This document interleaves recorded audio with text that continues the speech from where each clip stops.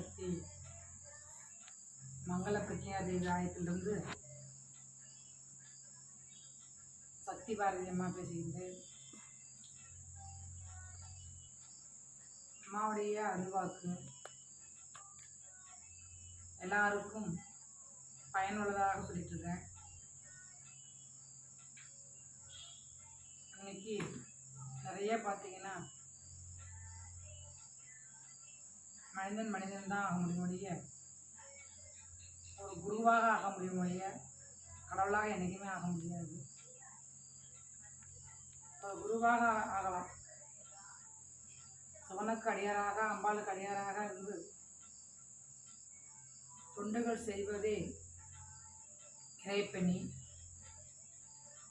அந்த இறைப்பணியில் ஒரு குருவாக இருந்து மக்களுக்கு நல்வழி காட்ட இறைவன் மனிதர்களை படைத்திருக்காங்க. பெரிய பெரிய சித்தர்கள் கூட இருக்கட்டும், நிறைய பேர் இருந்தாங்க.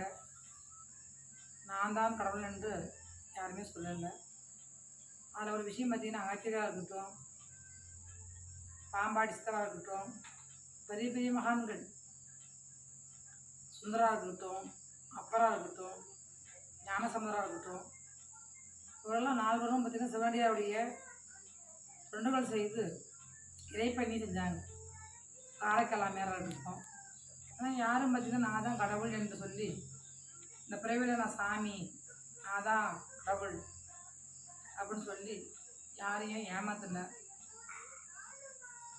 ஏமாற்ற விரும்பலை. அவங்க யாருமே நான் ஒரு அடியார், நான் ஒரு இறைப்பணி செய்கின்றேன், நான் மக்களுக்கு நல்வழிப்படுத்தவே பகவான் இந்த ஜென்மத்தில் பிறக்க வச்சான்னு சொல்லி தான் ஒவ்வொரு அடியார்களும் தொண்டுகள் செய்தாங்க, இறைவனை பாடினாங்க, அது மாதிரிலாம் வாழ்ந்தாங்க. ஆனால் இந்த காலத்தில் பார்த்திங்கன்னா நிறையா பேர் நான் தான் சாமி அவதாரம், நான் தான் வந்து அவதாரம் இருக்கிறேன், நான் தான் வந்து பகவான், நான் தான் எல்லாமே சொல்லி நிறையா மக்களால் ஏமாத்திட்டு இருக்கிறாங்க. நான் குறிப்பிட்டு யாரையும் சொல்ல விருப்பம் இல்லை. தவறுகள் உலகம் அதிகமாக ஆக இறைவன் வந்து நேரில் வரமாட்டான். உலகம் அழிவுக்கு இது ஆயித்தியம். உலகம் அழிவுனா அந்த இடத்துல பார்த்திங்கன்னா பௌர்ணமி கண்டால் கடல்வோரமாக ஆத்தோரமாக போவாங்க, ஒரு தெய்வத்தை வழிபட்டாங்க, குலதெய்வத்தை வழிபட்டாங்க, விளக்கேற்றுவாங்க, நிலாசோறு அந்த பௌர்ணமியில் தேவனுக்கு படைச்சி ஒன்று கூடி ஒரு பௌர்ணமியில் எல்லாம் வந்து ஆத்தோரமாக கடலோரமாக உட்காந்து சாப்பிட்டாங்க. அது ஒற்றுமை இருந்தது. அந்த காலத்தில் பார்த்திங்கன்னா ஒற்றுமை இருந்தது, செஞ்சாங்க, பிடிச்சாங்க, அது மாதிரி காலகட்டங்கள் இருந்தது. ஆனால் இப்போ பார்த்திங்கன்னா இன்றைக்கி ஜாலிக்காக தான் வாழ்க்கை வாழ்கிறாங்க, ஜாலிக்காக தான் ஆன்மீகமே இல்லை. ஜாலிக்காக ஆன்மீகம் பார்த்திங்கன்னா யாரையும் நான் தவறு சொல்லலை, யாரையும் நான் குறை சொல்லலை. ஒரு உண்மையான கிரிவலமாக இருந்தாலும் சரி, திருவண்ணாமலை கிரிவலம் போடுறாங்க. ஏன்னா அங்கெல்லாம் மக்கள் கூட்டம் போக போக பார்த்திங்கன்னா அதையும் பாவத்தை போய் சேர்க்குறாங்க. இறைவனை வந்து சுத்தமாக, இறைவன் வந்து பரிசுத்தமாக இருக்கிறவனே அடுக்குப்படுத்திடுறாங்க, அந்த திருவண்ணாமலையை அடுக்குப்படுத்திடுறாங்க. ஏன் அப்படின்னு பார்த்தீங்கன்னா பௌர்ணமினா கிரிவலம், அவருக்கு பிடித்ததே வந்து மௌனம், தியான நிலை தான் சிவனுக்கு. ஆனால் இங்கே தான் போகிறாங்க, ஆட்டு மந்த மாதிரி நம்ம போகிறது மட்டும் இல்லாத மௌனமாக இருந்து நம்மளுடைய கஷ்டங்கள் என்ன, நம்முடைய வேதனைகள் என்ன, நம்ம எதுக்காக அந்த பௌர்ணமி கிரிவலம் போகிறோம் அப்படின்னு மனசுலையே நினைத்து கொண்டு அமைதியாக கிரிவலம் போகணும். ஆனால் அங்கே அப்படி இல்லை. கிரிவலத்தில் என்ன நடக்குது? நிறைய பேச்சுகள், வார்த்தைகள், ஏசல்கள், அமைதி இழந்துருது. இந்த பௌர்ணமி நாளில் அமைதியை இழந்துருது. அப்போ எங்கெங்கே மக்கள் கூடுறாங்களோ அங்கங்கெல்லாம் அழிவுகள் ஏற்படுது. ஏன்னா அங்கெல்லாம் அமைதி இல்லை, ஆர்ப்பாட்டங்கள், கடவுள்னு சொல்லி பேரை வச்சுக்கிட்டு நீ பார்த்தீங்கன்னா ஆன்மீகத்தில் வந்து பேரை வச்சுட்டு பார்த்தீங்கன்னா ஒரு மாலை போடுறாங்க, மாலை போடுறோம், ஒரு காயவடை கட்டுறோம், ஒரு செவ்வாடை கட்டுறோம், இறைவனுக்கு ஆண்கள் பெண்கள்லாம் மாலை போடுறோம் சரியா. பார்த்தீங்கன்னா பொறுமையே இல்லை. மாலையை போட்டு சண்டைக்கு போடுறது, மாலையை போட்டுட்டு கெட்ட வார்த்தை பேசுறது, மாலையை போட்டு நிறையா தவறுகள் பண்ணுறது. பகவான் யாரையும் மாலை போட்டுவான்னு சொல்லி பகவான் யாரையும் அழைக்கலை. ஆனால் நம்ம என்ன பண்ணுறோம், இறைவங்கிட்ட உண்மையான மனசை கொடுக்காம, இறைவங்கிட்ட ஒழுங்கான மனசு கொடுக்காம முடி கொடுத்து எப்படி ஏமாத்துறோம். இந்த முடி வந்து நமக்கு திருப்பி ஒட்டடிக்கிறதுக்கே வந்துடுது. அது முடி கொடுத்துட்றோம். அதே வேறன்னா தருவீங்களா? தரமாட்டோம். அந்த முடி வளர்ச்சி இல்லைன்னா முடி யாராவது தருவாங்களா? தரமாட்டோம். அதுபோல் இறைவங்கிட்ட ஒவ்வொரு மனசை கொடுத்து உள்ளன்போடு நினைங்க. கடனுக்காக நிறைய சாமி வரும், கடமைக்காக சாமி வரணும். கடன் அது மாலை போட்டேன் நிறைய பேர் தெரியணும். இது என்னன்னு சொல்கிறது இல்லை.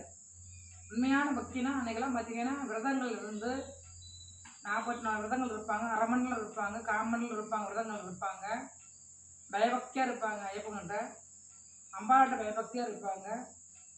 ஆகாரத்தில் கணக்காக சாப்பிடுவாங்க. நல்லா வார்த்தைகள் பேசுனாங்க. இறைவன் இருந்தான். இப்போ பார்த்தீங்கன்னா மாலை போகிறவங்களுக்கு பொறுமை இல்லை, கோபம், பிடிவாதம், வன்மை, போராட்டம். வீட்டில் பார்த்தா போராட்டம், வேலை செய்கிற இடத்துல போராட்டம், போட போகிறவங்ககிட்ட போராட்டம், சண்டை. அப்போ அந்த பொறுமை இல்லாதவங்க எதுக்கு கவலை பார்க்க போகணும். நிறைய பேர் பார்த்தீங்கன்னா ஒரு கோயிலில் போய் வரிசையாக இருக்க மாட்டாங்க. வரிசையாக நின்று சாமி கும்பிடு, கோயிலில் போய் வரிசையாக நின்று அன்னதானம் வாங்கி சாப்பிடுங்க அப்படின்னா அங்கே பார்த்தீங்கன்னா மாலையை போட்டு சண்டை பண்ணிக்கணும். சக்தின்னு சொல்லிட்டு சக்திங்கிற என்ன இருக்குது? சண்டை பண்ணிக்கிறத சக்தி ஒற்றுமையே இல்லை. அப்போ அது பகவானுக்கு பிடிக்காது, அம்பாளுக்கு பிடிக்காது. ஏன்னா அந்த இடத்துல வந்து அமைதி இல்லை. சொல்லுவாங்க ஒரு விஷயம், கருவறையில் தான் அம்பாள் இருக்கா அப்படின்னு நினைக்காதீங்க. இந்த வரிசையிலையும் அம்மா வரிசையில் வந்து அம்மா நிற்பா. அதெல்லாம் புரிஞ்சுக்கிங்க பக்தர்கள். கருவறையில் தான் அம்மா இருப்பான்னு நினைக்காதீங்க. நம்ம வரிசையிலேயே அம்மா நிற்பா. ஏன் அப்படின்னா அவனை சோதிக்கவே நிற்பா. ஒரு டிஸ்டா போதும், தெரியாமல் காலம் வச்சுட்டா போதும், கொஞ்சம் பேச்சில் பேசுகிறாங்க. அப்போ அது பேசினாலும் என்ன இருக்குது? நீ மாலைப்பட்டு போய் வரிசையில் நின்று சந்தைக்கு போகிறதால உனக்கு என்ன ஆகுது? பகவான் அருளே உனக்கு இல்லை. அவள் உள்ளே போய் முடசந்திர போய் எங்கே போய் அம்பாவை பார்க்குறீங்க? அதனால் ஆன்மீக வழிபாடுங்கிறது பார்த்திங்கன்னா இப்போ நடக்கிற விஷயங்கள் பார்த்திங்கன்னா உண்மையாகவே சொல்கிறேன். நான் உண்மையான ஆன்மீகவாதிகளுக்கு, உண்மையான படித்தவர்களுக்கு பார்த்திங்கன்னா கஷ்டமாக இருக்குது. நான் ஒரு ஆன்மீகவாதின்னு சொல்கிறதுக்கு எனக்கு வேலையாக இருக்குது. நம்ம ஒரு அருள்வாக்கு சொல்கிறது கஷ்டமாக இருக்குது. அருள்வாக்கு சொல்கிறோன்னு சொன்னாலும் கஷ்டமாக இருக்குது. ஏன் அப்படின்னா நிறைய பார்த்திங்கன்னா உலகத்தில் ஏமாத்து, போலி வாழ்க்கை, போலியான பேர், மக்களை நம்புறதுக்கு என்னென்ன பண்ணணுமோ அத்தனையும் பண்ணுறாங்க. அதையும் நம்புறவங்க இன்றைக்கி ஓடுறாங்க.